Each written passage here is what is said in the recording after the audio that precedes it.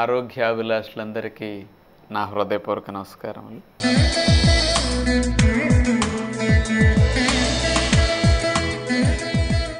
ఈరోజు మనం రోగకారకం ఉప్పు ఎలాగో తెలుసుకోబోతున్నాం. ఒక సిగరెట్ తాగితే దానివల్ల కొన్ని అవయవాలు దెబ్బతింటాయి, కొన్ని జబ్బులు మాత్రమే వస్తాయి. షుగర్ వ్యాధికి సిగరెట్కి, కీళ్ళ నొప్పులకి సిగరెట్కి, ఏదో కండరాల నొప్పులకి సిగరెట్కి సంబంధం ఉండదు. ఇట్లా గుట్కా జరదాలు వేస్తే కొన్ని అవయవాలే దెబ్బతింటాయి. ఆల్కహాల్ తాగితే కొన్ని అవయవాలు దెబ్బతింటాయి, కొన్ని జబ్బులు మాత్రమే దానివల్ల వస్తాయి.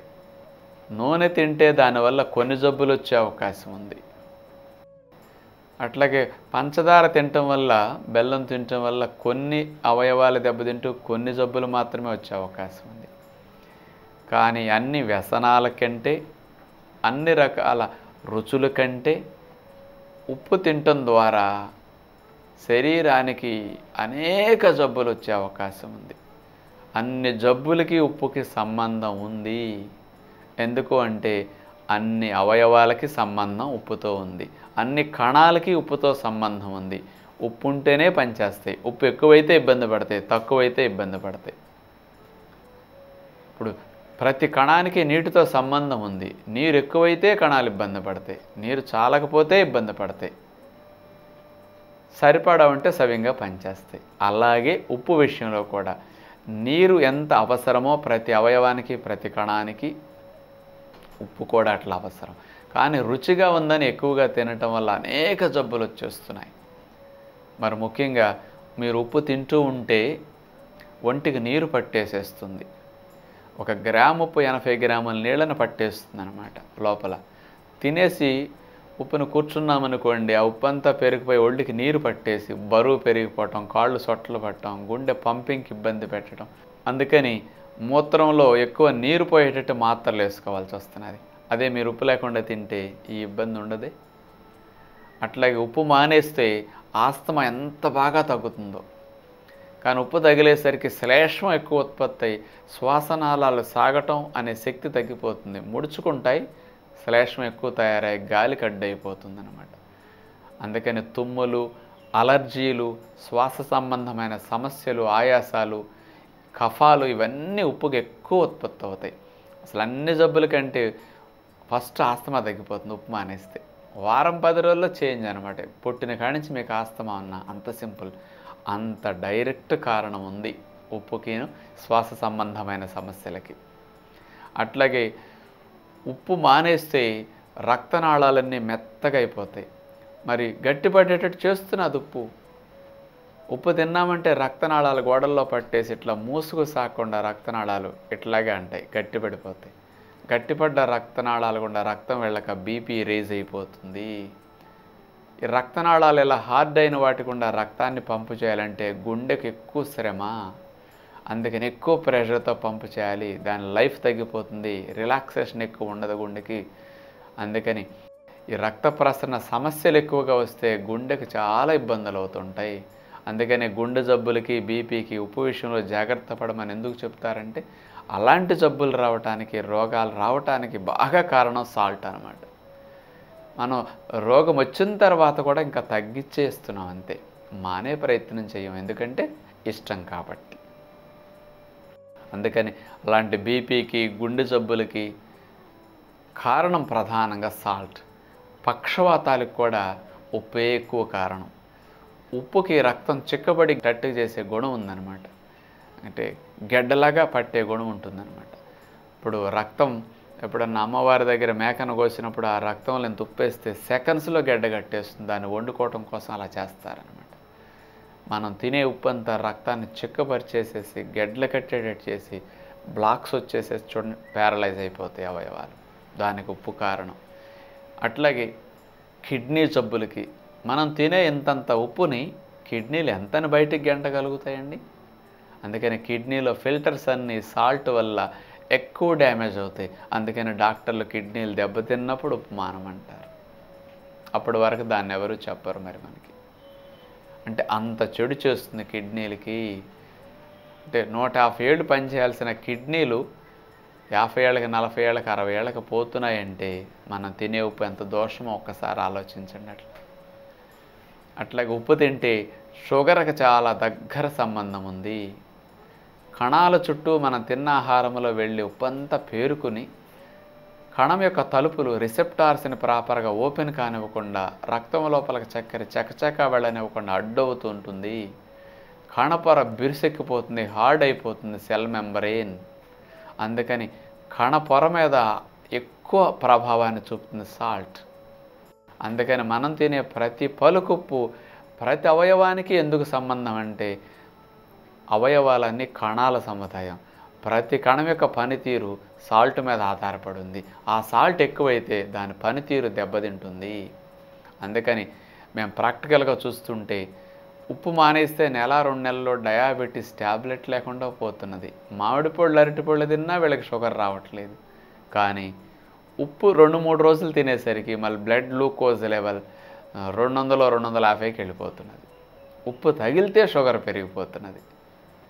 ఎంత స్పష్టంగా కనిపిస్తుందో. ఇప్పుడు మనం 3 నెలల పాటు 100 మందిని ఇక్కడే పెట్టుకుని సైంటిఫిక్ రీసెర్చ్ చేసాం. ఇప్పుడు అది ఇంకా భవిష్యత్తులో ఇంకొక 5-6 నెలల్లో ప్రపంచవ్యాప్తంగా ఇంటర్నేషనల్ మ్యాగజైన్లో పబ్లిష్ అయ్యే రిజల్ట్స్ వచ్చాయి. ఎక్కడా రానంత గొప్ప రిజల్ట్స్ ఈ లైఫ్ స్టైల్లో వచ్చాయి ఉప్పు మానిన ఆహారంలో. అది మీకు ఇట్లాంటిది ప్రూవ్ అయితే అప్పుడు నమ్మకం ఎక్కువ కలుగుతుంది. స్వీట్ తిన్నా షుగర్ పెరగట్లేదండి, సాల్ట్ తినండి మీకు షుగర్ పెరుగుతున్నది. ఈ వాస్తవం మేము 20 సంవత్సరాల నుంచి కళ్ళారా చూస్తున్నాం.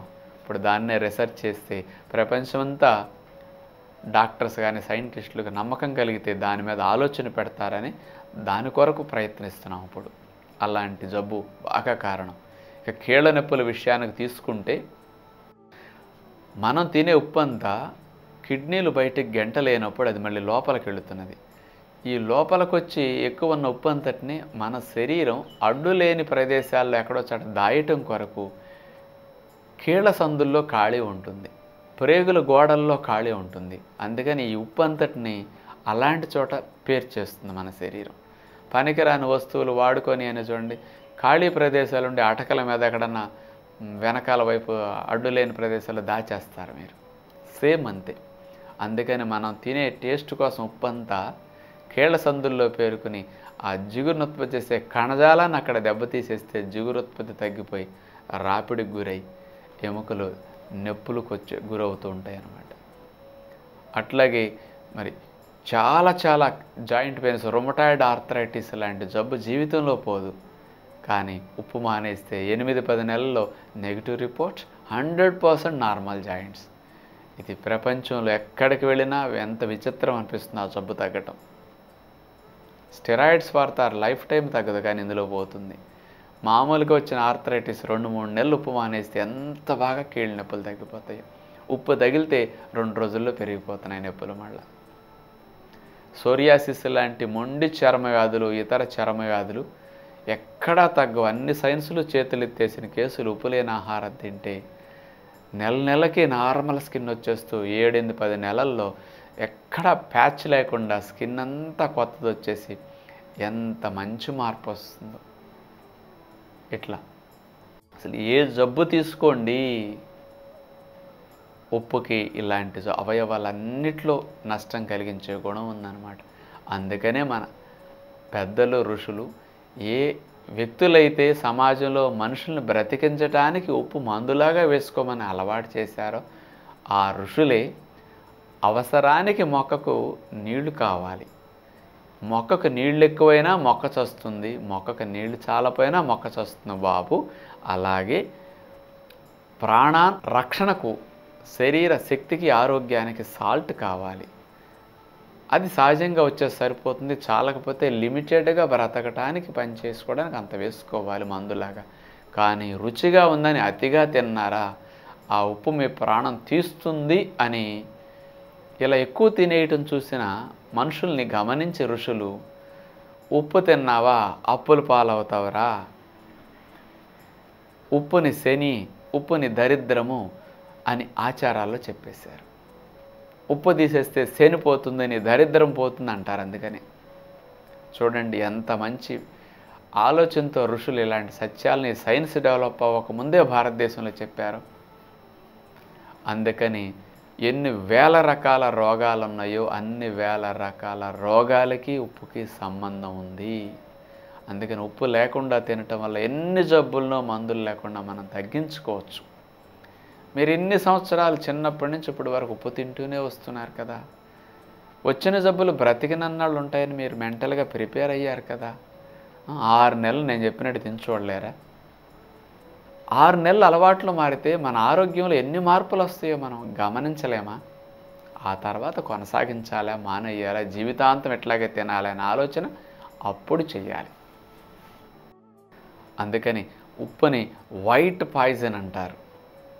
అలాంటి రోగకారకమైన ఉప్పుని మనం ప్రతిరోజు విపరీతంగా వాడి ఈ రకమైన అనారోగ్యానికి కారణమవుతున్నాం. కాబట్టి దాని విషయంలో అందరం జాగ్రత్త పడదామని, మనము మన పిల్లల్ని రక్షించుకుందామని, ఆరోగ్యపరంగా ఉప్పు ఇంత హాని కలిగిస్తుందని మీరందరూ తదుపరి కార్యక్రమంలో మళ్ళా కలుద్దాం. అందరికీ సెలవు. నమస్కారం.